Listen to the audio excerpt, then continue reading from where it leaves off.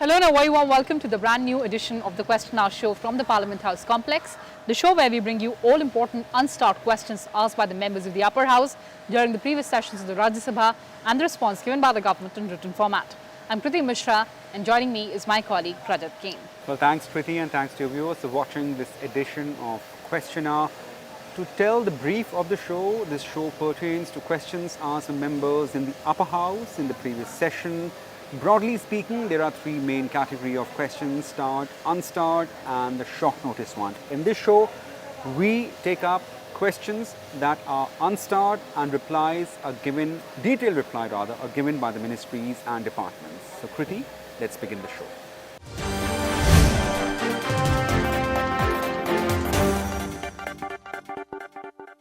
Well, the first question of the show that was asked by member KG Alphons from Ministry of External Affairs. The member asked about the special initiative taken by India to bring Africa closer and the total assistance provided by India to Africa during past 5 years.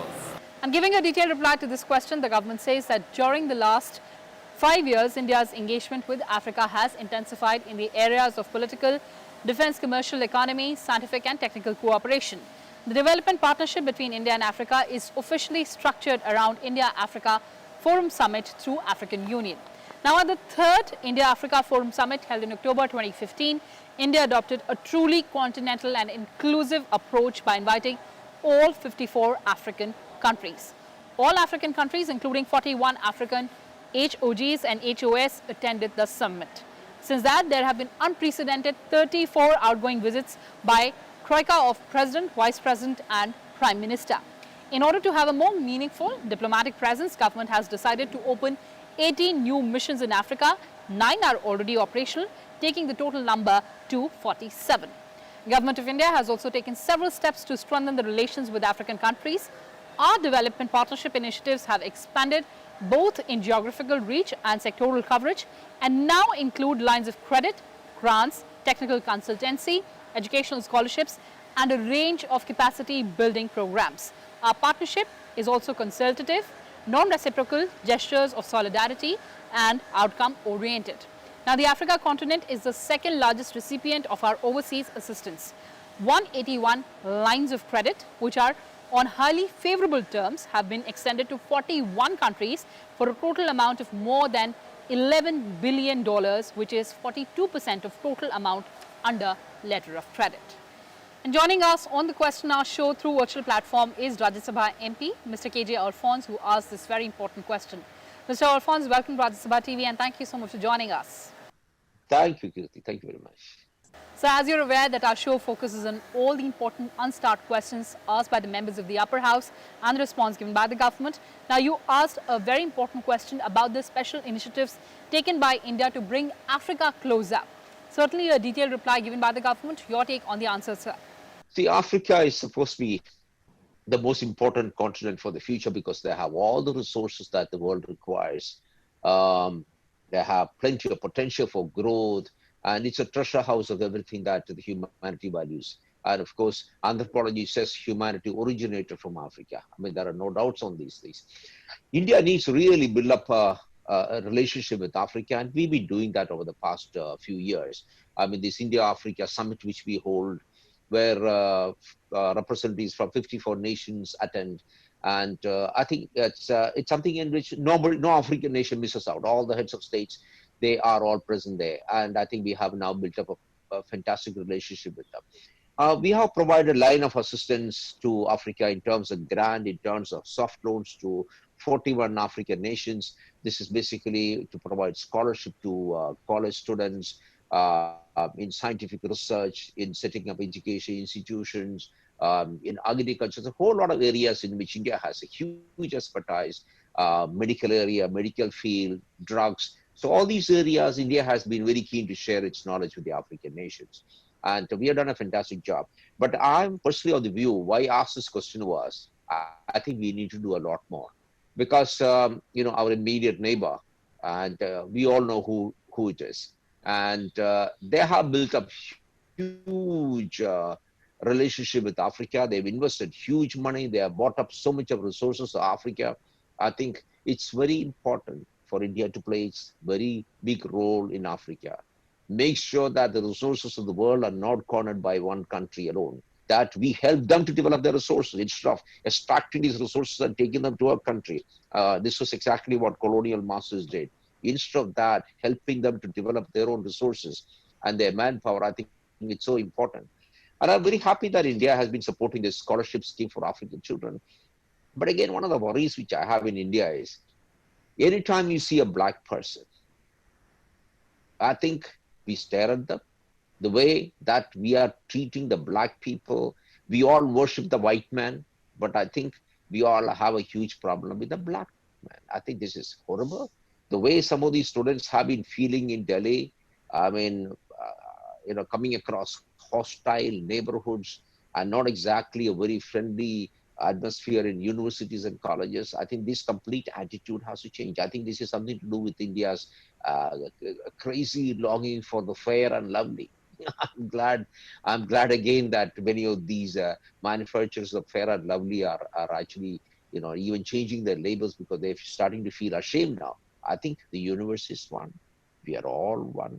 Color, creed, religion, all this is so unimportant. And I think we really need to help Africa because there's so much of poverty out there. It's not that poverty is not there in India. We are better off, but Africa has needs to be collaborators. I'm not saying, I'm not even using a very patriotic, I mean, paternalistic word saying we need to help. No, no, no. I think we need to partner with them so that we all grow together.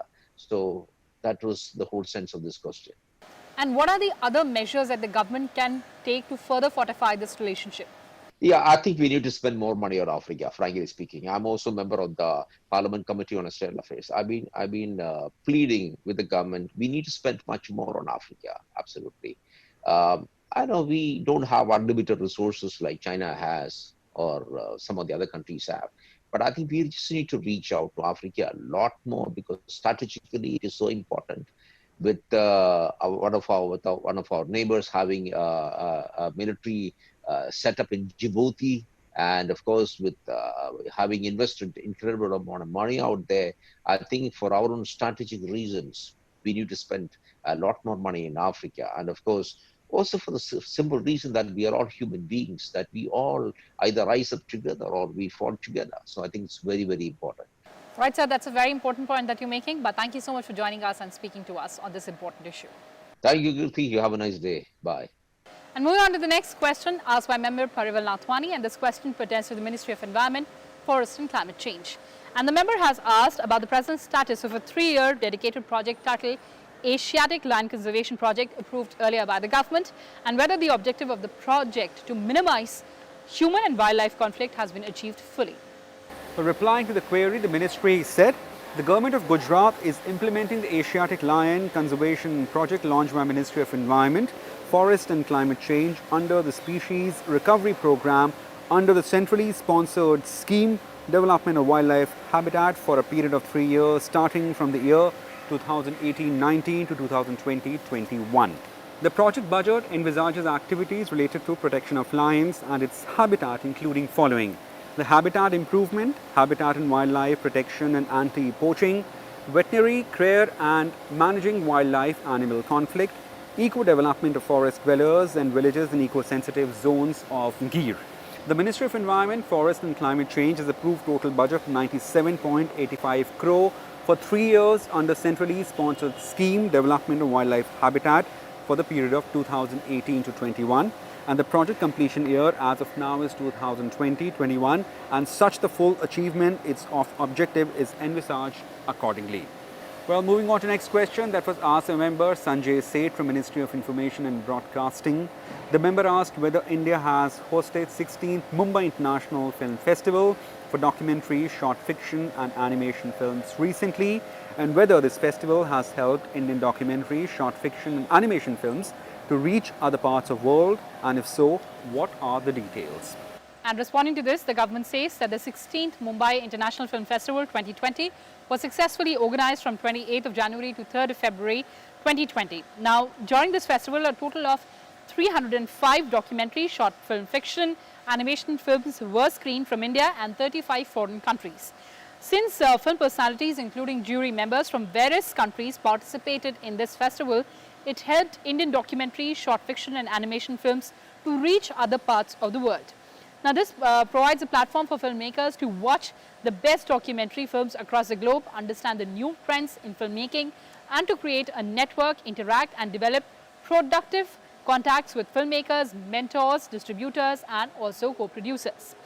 It also aims to encourage documentary, short fiction and animation filmmakers to look for new ideas and make good films by giving them awards including cash prizes. It also gives them exposure to the very best films in non-feature genre along with the workshops and master classes on technical and aesthetic aspects of filmmaking by experts. Besides, Mini Mumbai International Film Festival showcasing the award-winning films of MIFF 2020 is organized in various parts of the country in collaboration with film clubs, media institutions and government organizations. The documentary produced by film divisions are screened in major Indian and international film festivals and films are also screened through Indian missions abroad with the help of Ministry of External Affairs. And moving on to the last question of this edition of the Question Hour show asked by member Vandana Chavan, and this question pertains to the Ministry of Jal Shakti. And the member has asked whether the government has any plans to explore and implement the concept of sponge cities to absorb rainwater and recharge groundwater aquifers. Well, giving a detailed reply to this query, the ministry said that as per the information available, Sponge City can be considered to be a city which has been structured and designed to absorb and capture rainfall and reduce floods. The government has taken a number of initiatives in this direction to utilize major portion of rainfall for recharge of groundwater aquifers in line with concept of Sponge City. The water being state subject, the initiatives of water management including conservation and water harvesting in the country is primarily state's responsibility. Further, to supplement the efforts of state governments, Government of India provides technical and financial assistance to encourage sustainable development and efficient management of water resources through various schemes and programs. Now, further, a number of states have done notable work in field of water conservation and harvesting. Of these, mentions can be made of Mukhyamantri Jal Swavlambhan Abhiyan in Rajasthan, Jal Yug Chibar in Maharashtra, Sujalam Suflam Abhiyan in Gujarat, Mission Kakatiya in Telangana, Neeru Chettu in Andhra Pradesh, Jal Jeevan Haryali in Bihar, and Jal Hi Jeevan in Haryana, among other initiatives in other states. Now, as per the information received from Ministry of Housing and Urban Affairs, the Model Building Bylaws 2016 has been used for guidance of states and union territories, which has a chapter on rainwater harvesting. The provisions of this chapter are applicable to all buildings. Now, 33 states and union territories have adopted the rainwater harvesting provisions. The implementation of rainwater harvesting policy comes within the purview of state government, urban local body, urban development authority. Now, further, as per the MBBL 2016, that is Model Building Bylaws 2016, provisions for rainwater harvesting is applicable to all residential plots above 100 square meters. Now, in order to regulate the overexploitation and consequent depletion of groundwater, the ministry has circulated a model bill to all the states and union territories to enable them to enact suitable groundwater legislation for regulation of its development, which includes provision of rainwater harvesting. Now, so far 15 states and union territories have adopted and implemented the groundwater legislation on the lines of the model bill.